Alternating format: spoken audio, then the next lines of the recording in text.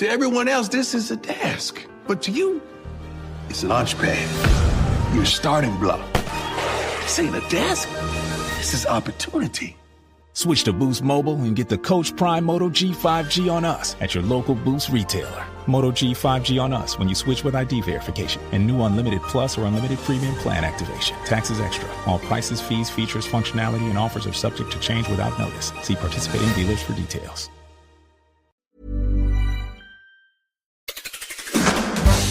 Things you don't really need to know, but probably should. I'm Ciara Revin, and this is the Sunday 7. On today's episode of the award-winning Sunday 7, we get the latest on Meta's glasses, codenamed Dorian. We hear about California's lawsuit over recycling. We catch up on a unique new use for oysters and find out how climate change is affecting Belgian pears. Remember, if you're enjoying the podcast, please do like and share or leave a review. We're here 7 days a week at 7 a.m. with the 7 biggest stories on the Smart 7. And before we start today, it was on this day in 1865 that Elizabeth Anderson became the first female licensed physician in Britain. She had to study medicine privately because she was refused entry to medical schools, but she passed her exams and qualified as a physician and surgeon. Her name lives on as the Elizabeth Garrett Anderson Wing at London's University College Hospital. 7. This week saw Mark Zuckerberg's Meta take the stage for its annual Connect Developers Conference. There was significantly less talk about the Metaverse this year, but plenty of mentions of AI and Meta's new augmented reality glasses called Dorian.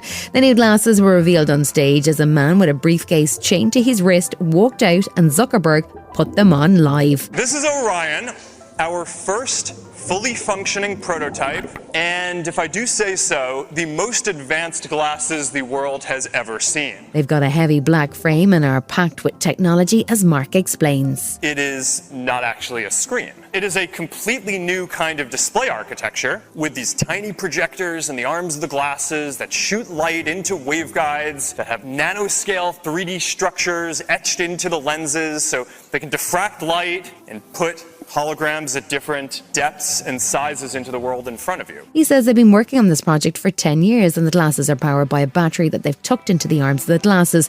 There was plenty of news on Meta's AI too, as they've signed up a host of new celebrity voices for it, including Dame Judi Dench and John Cena. They also announced a new entry-level model for their Quest VR headsets, which will sell for as little as £225.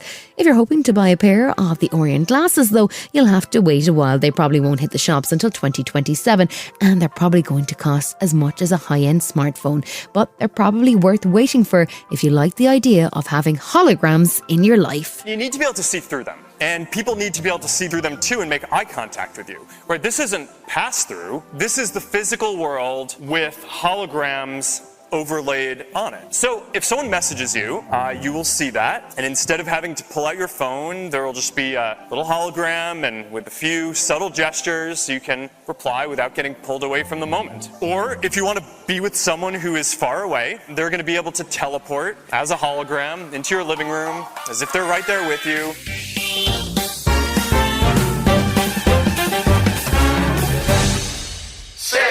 This week in tech has seen plenty of big stories as Meta appears to pivot away from their own Metaverse concept, and OpenAI switches from being a non-profit to being a for-profit, and Salesforce learnt the hard way that if you book a comedian for your conference, it mightn't go well. There's only one man we can unpick such a tightly woven set of tech stories, and that's our very own web slinger, Will Guyatt.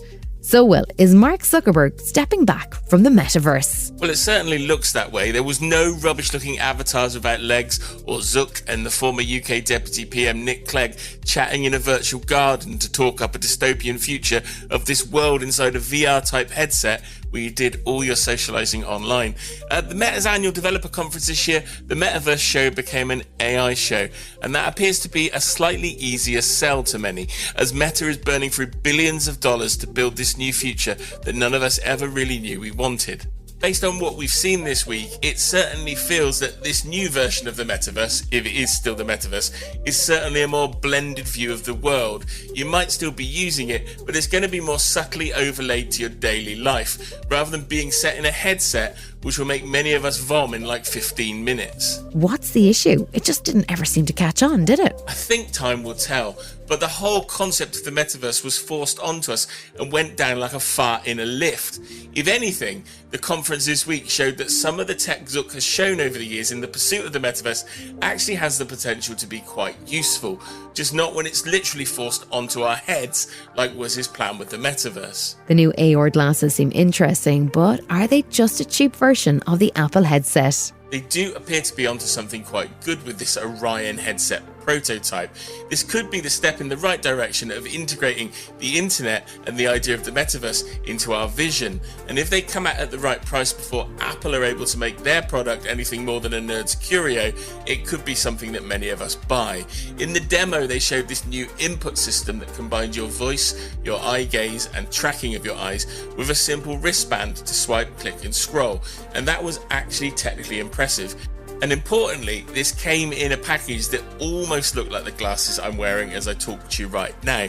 In theory, if this headset could be made slightly less clunky and lighter, they might actually become this much vaunted holy grail that will replace smartphones. Now, perhaps the bigger issue here with everything that Meta is working on is that unless Zuck has suddenly become the acceptable face of social media bosses when you compare him to Elon Musk at X, the company will probably still have a real issue flogging products to punters who've always been concerned about the amount of data they've handed over to Meta. Meta can take us horses to water, but we still might not drink it. Meta and their AI have been going pretty viral too, right? What are people posting? Do you remember when people were ridiculously citing the Magna Carta during COVID as a ridiculous way of asserting their legal rights? Well, a post written in pidgin legalese to stop Meta by a helpful user has spread like wildfire, and more than 1 million users have shared it.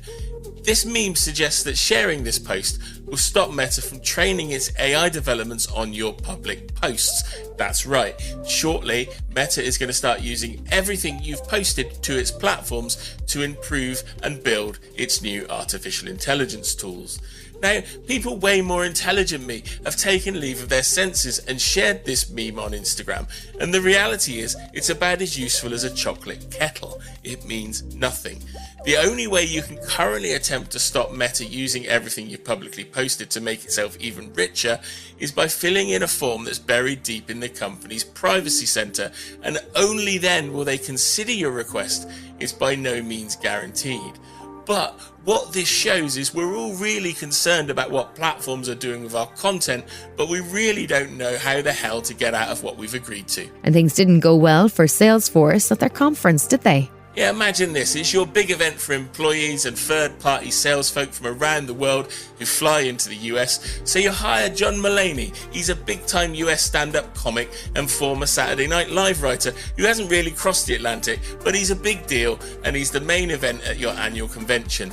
Within seconds of getting on stage, he's telling your hard-working team they're imminently replaceable, he's poking fun of the event's hokey Dreamforce name, and he's wondering whether Salesforce's AI-laden future will mean that an AI can sit there in a fleeced vest, avoid attending the conference, and spend all day at the bar. His appearance quickly made social media, and even tech commentators were praising him for his honesty and his jokes. When asked to comment on his Dreamforce set, Mulaney said, "The whole time I was up there, I was thinking about the money they were giving me, and it made me so happy." And finally, we've all been driven demented by those Duolingo reminders, but they're stepping things up, right? For many, Duolingo is the most needy app on the planet. It's a language app that once made its owl mascot in the icon look like it had some form of snot-infested bird rabies to get users to click on the app, because in its own words, it was literally quite sick of reminding everybody to do their language lessons. Well, Duolingo will now be hounding you to get your hands on the piano and tinkle away on those keys, having broken into the music game. Duolingo Music works in the same way as the language app, but instead of learning French or Spanish, you could actually become the next Elton John. And to do this, the company is now offering an actual keyboard for beginners. It's 250 quid, and they're saying it's a piano, nothing more, nothing less. They've teamed up with a company called Lieu, who've got a load of experience in making musical instruments to teach kids. Is this going to be a way to learn how to play a musical instrument? It could be, but I really don't want any more notifications. Still to come this Sunday 7, red flags on a health risk for women, and the humble oyster could be building skyscrapers.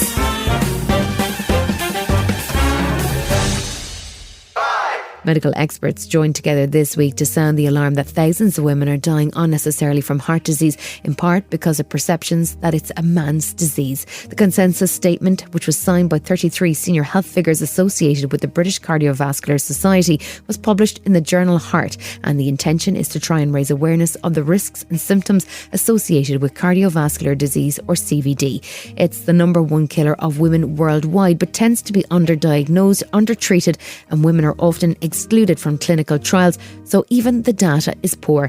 Clinical Professor of Interventional Cardiology at Newcastle University, Vijay Kunadian, told Sky News that the gender imbalance is causing serious harm. It's a major problem among both the sexes, but women, they're often underdiagnosed, and that could be because of lack of awareness among patients themselves. A female patient may not think, oh, the symptoms that I'm experiencing might be down to my heart, and may not end up getting the immediate help that is required.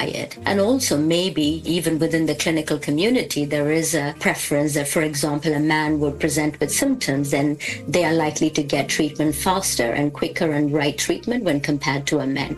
And these are data that come from our national database, like the Myocardial Infarction National Audit Project database, which suggests that women, even after they get admitted to hospital, they are likely to receive less guideline recommended therapy, even the basic medications like aspirin and statins. Heather Smart is the Senior Development Director at the American Heart Association, and she says that women need to make space in their schedule to do exercise and take proactive measures. For women to really, lean into the fact that we have unique life changes that really do cause elevated risks of cardiovascular disease. Pregnancy is one, menopause is one, postpartum is another.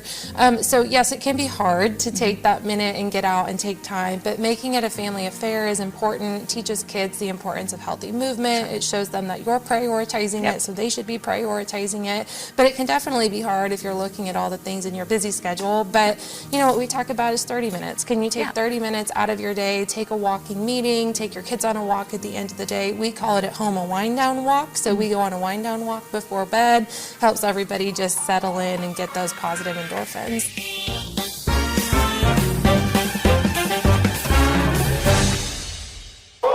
The world is becoming increasingly conscious of carbon emissions, whether it's celebrities taking private jets or the amount of traffic on the road, as reducing the levels of carbon emissions has become a significant goal in the battle to slow climate change. You mightn't be aware of it, but the process of creating cement is actually a significant contributor to carbon emissions. That's partly because one of the key ingredients in cement is limestone, and to break it down and create what's known as clinker requires high-powered furnaces, which means cement is responsible for about 6% of global CO2 emissions. Mooka Srisurayotin is a London-based architect, designer and the founder of the Matter Forms Design Studio, and she's come up with an intriguing alternative. She calls it oystercrete, and it uses, oyster shells instead of limestone. She explains that she saw how many oyster shells were discarded by restaurants and became curious about repurposing them. Oystercrete is a bioalternative material to traditional concrete using discarded oyster shells. They went through 5,000 shells a day. So we sort of took that shells and saw the potential in the shells, and it's have the same chemical composition as limestone. We would combine them into an oystercrete mix, and all the composition within this material is all natural, and the key ingredients 80% oyster shells. We also use sand and clay, but it's very small quantity. Still to come in the Sunday 7, we check in on Belgium's pears and catch up with a pair of baby beavers. Right after this. To everyone else, this is a task. But to you, this is opportunity. Switch to Boost Mobile and get the Coach Prime Moto G5G for $29.99 at boostmobile.com. The Boost Mobile network, together with our roaming partners, covers 99% of the U.S. population. Moto G5G for $29.99 when you switch with a new Unlimited Plus or Unlimited Premium plan activation. Online only. Taxes extra. All prices, fees, features, functionality, and offers are subject to change without notice. Visit boostmobile.com for details. Welcome back.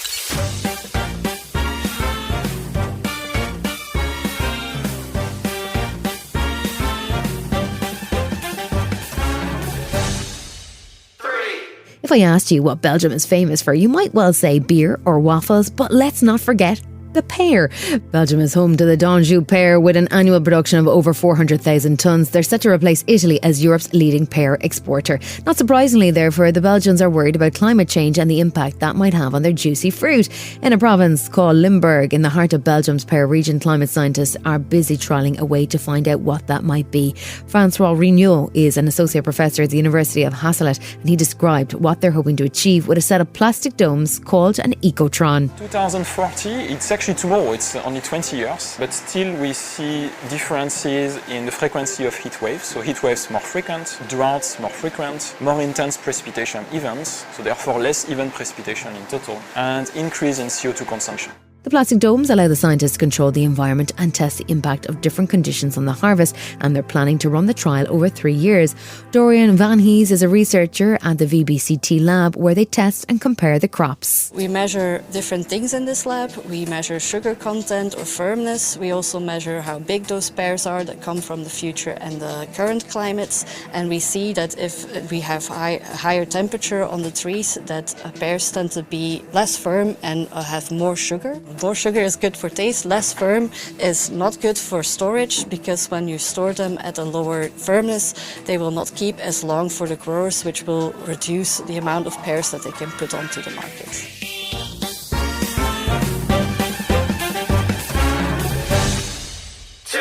The state of California launched a lawsuit this week against petrochemical giant ExxonMobil. The lawsuit alleges that the company, which is one of the biggest plastic manufacturers on the planet, have been lying to the public for years about the process of plastic recycling. It's been known for a while that plastic recycling is particularly ineffective, with only about 10% of plastic actually properly recycled, and the world is facing a growing mountain of waste plastic. For Exxon, it's far cheaper to make new plastic using fossil fuels than it is to recycle old plastic, and the lawsuit alleges that they primarily engaged in recycling programs as a PR exercise. Monta is the California Attorney General, and he says the company knew most plastic products cannot be recycled. We are demanding that ExxonMobil stop lying, stop deceiving the public, stop manipulating consumers. ExxonMobil is the biggest producer of the building blocks of the plastic products that we see in our daily lives. And they are one of, if not the biggest liars when it comes to perpetuating the myth of recycling. Exxon says it's developed new methods now which make it possible, and that the so-called advanced recycling system will see much more efficient recycling. California's Attorney General disagrees, saying 92% of plastic still can't be recycled, and that a lot of the plastic ends up as a fuel, creating more pollution. Mastroleo is the advanced recycling manager at ExxonMobil California, and he's standing over the company's claims. Advanced recycling is real. It's happening. We're doing it. Obviously, it's an open investigation, and I prefer not to comment on that. We recognize plastic waste as a challenge, and our goal is ultimately to address plastic waste.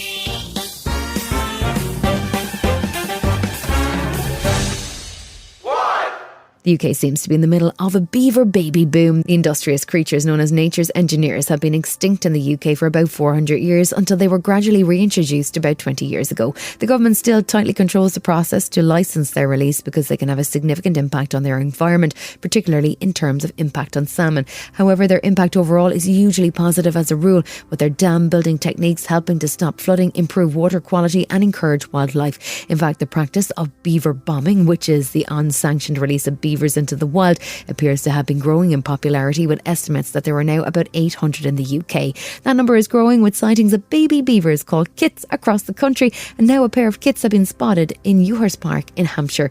The park is a 900-acre estate which is in the middle of a rewilding process, and director Mandy Lieu is delighted with the new arrivals. We're very excited here at Ewhurst Park as we've found 2 beaver kits that's arrived late summer. It's just a wonderful indication that they're doing really well. They're thriving in the habitat that they're in, and it's really hopeful that change can happen so quickly. These amazing aquatic architects, they are formidable tree fellers and river changer and wetland creators. We've seen a lot of change since we've introduced champion hazel back in January 2023. This has been the Sunday 7. Wherever you're listening, do us a favour and hit the follow button. We'll be back tomorrow at 7 a.m. with the regular Smart 7. Have a great rest of your weekend. produced and published by Daft Doris. To everyone else, this is a desk. But to you, it's a launch pad. Your starting block. This ain't a desk. This is opportunity. Switch to Boost Mobile and get the Coach Prime Moto G 5G on us at your local Boost retailer. Moto G 5G on us when you switch with ID verification and new Unlimited Plus or Unlimited Premium plan activation. Taxes extra. All prices, fees, features, functionality, and offers are subject to change without notice. See participating dealers for details.